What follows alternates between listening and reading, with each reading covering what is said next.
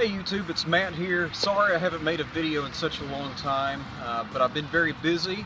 Have some cool new things to show you, and we will have some more cool videos uploaded in the future with Christmas coming up. Today I just wanted to do a short review and demonstration with the Cold Steel Rajah 2, and there it is on the blade. We were wondering which model this was, but it's the Rajah 2. And also in the mix, Cold Steel sent me as this. I won this in a contest from Cold Steel, and this is the blacked out Rajah. Love both the blades. I've had this one for probably a couple years, and this is actually the second Rajah I've owned. The first one, Cold Steel didn't have a 5.5 inch blade, so I took the nose off one and I modified it, almost making a vaquero shape with a clip point. And someone from Texas wanted that one, so I said, hey, if you want this one, send me the original Rajah, because for some reason, I don't know, I just like the full size. Really enjoy this blade. The only issue I have with it is simply the pocket clip, and it might not be what you think. What I really like the pocket clip and how low it carries. It's not a deep pocket clip. That way you have about 2 inches of the handle sticking out. So even if you're carrying a, or even if you're wearing like Levi's and there's a little bitty pocket, this will still fit securely in that pocket. So I really like that. Here's the deployment. I'm sure most of you are familiar with something Ernest Emerson came up with. It's called the Wave. I forget what they call it for Cold Steel, but it functions the same, if not better than the Emerson Wave. Thumb plate. Yeah, the thumb plate. And it simply just catches your pocket, and you can do it either hand, just like that. And this thing, it has a sick recurve, a lot of weight, 6-inch blade. This thing will eat an Emerson Super Commander for breakfast. It's a great knife. Sorry to offend Austin because he has a Super Commander, but it has steel liners. And like I said, what I find odd, or what I don't like about the pocket clip, is not the fact of where it carries in your pocket, but it's not. And these screws are tightened on there, and see how much it wiggles. I don't care for that so much. There's Oscar, what's up? And I really like this as far as, not that I would ever get in a knife fight, but this is a full-size Cold Steel Trailmaster. And look at the size difference, or the size comparison. There are the blades. Let's see. The Cold Steel Trailmaster is about a 1/4 inch longer than the Cold Steel Rajah. And something you must consider is how easy it is to deploy this that fast. And you have basically a full-size Bowie knife in your hand. And it's going to be more reach than a combat utility, say like a K-bar, you know, Randall made, SOG. You know, it's going to be bigger than an SRK, just like the other things that Austin mentioned. It's going to be bigger than that. And you have a miniature, mid-size folding kukri in your pocket. So you have a lot of power, you have a lot of reach. If you're caught in such a situation, not that we would ever be in a knife fighting situation, we're going to run, we're going to get out, we're going to try to talk ourselves out of it. But you know, if you come in that situation, you have your family around, you can't get away, and someone needs to be stopped, you can actually bully with this knife. You can knock the blade out of their hand. You can slap. If someone has a hold of a Cold Steel Trailmaster, instead of cutting them, this thing has enough weight where you can break their fingers by using the spine or the flat of the blade, so you don't have to cut them. Now if you did, it would be devastating. You would absolutely remove fingers with just a snap.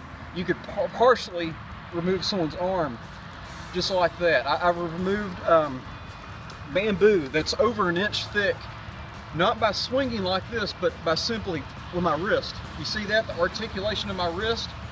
I can have reach, almost have a 3-foot area where I can cover just by bending my wrist. That's something that Lynn Thompson taught me over a year ago. But like that, and you can slice bamboo that's over 1 inch thick, just like that with that motion.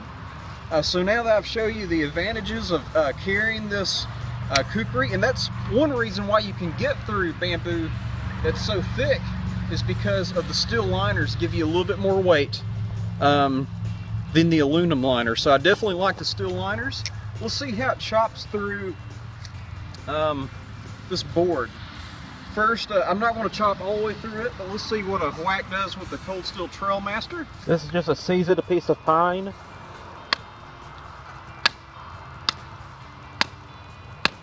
Pretty easy. See what Lift up the wood just so we can see how thick it got with a couple of whacks. So this might take a minute, so be patient.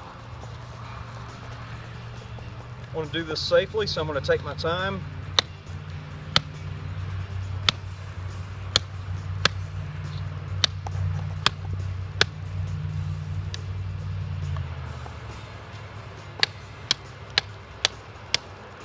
And it's actually starting to break. So although it's not going to slice all the way through,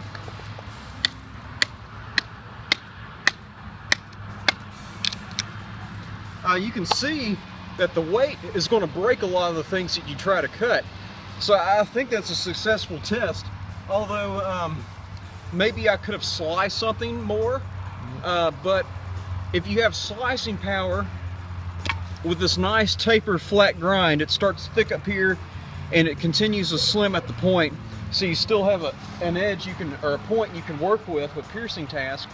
But if you have all the weight in the handle with the steel liners combined with a decently thick stock, you'll be able to chop, slice, hack, and just power through things, actually being able to break wood. So that's basically what a kukri is. You have a recurved blade, heavy blade, thick stock, although that's obviously not as thick as the original kukris from Nepal, but it's a folding knife. So you have that all in your pocket and you can get to it in a flash. So I think it's more than successful, a successful product from Cold Steel. I use it as a light machete. I don't really necessarily recommend batoning with a folding knife, but Cold Steel, it will handle it. Go get that Trailmaster right there if you want a baton. But if you're in a pinch and you need to baton something, this will do the job. Just be careful, because if this thing folds on you, that's a lot of weight in combination with the spring that could possibly close on your hands or on your fingers, and you don't want that recurve closing on your fingers. So always be safe when you're using a large folding knife. It's a powerful lock, it's a strong lock, but just make sure to use, I like to use two hands when I close this blade. It is safe enough, well designed enough where you can close it like that and finish the job like that, but just for safety you can open it with one hand and then you can close it with two to make sure you don't cut your fingers. But that's all I have about the Cold Steel. We have a lanyard hole if you're chopping and you want to add a lanyard so the knife doesn't fly out of your hands. But they're both great blades, and you can get this blacked out version now. This one's about $90 and you can get this one for about $120. Like I said, I won this in a contest on Instagram. Absolutely great knife. It's not DLC, but it seems like a thicker coating than the regular Teflon, although it might be the regular Teflon because you can see where I've hit it on the back of the spine. Yeah, hold it. There, you can see it. Okay. You can also notice that the thumb discs are different. This is a rounded thumb disc and this is a squared thumb disc. Also, the blade is blacked out, but the hardware isn't necessarily blacked out. So if that's something that's going to bother you, that may be something you need to consider. Although I really do like the blacked out version. I think it's a great looking blade. It really makes the logo stand out. But when I'm wanting to do some harder tasks, I'll employ the blade that can't get scratched, and if it does get scratched, I can use some sandpaper and polish it out.